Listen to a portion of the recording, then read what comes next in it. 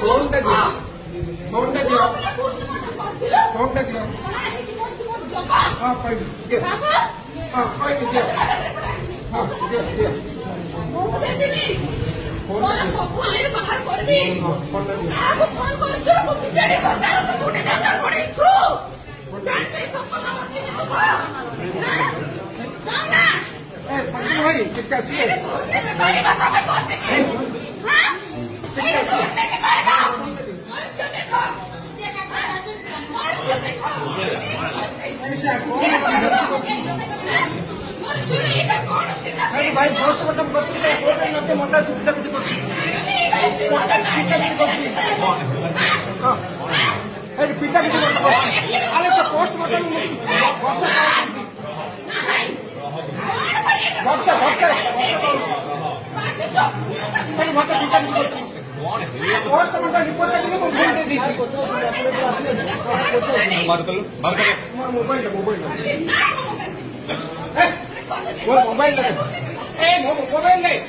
आमो channel को like share और subscribe करंतु। ग्रामीण 24 ओडिया आपणक साथी रे।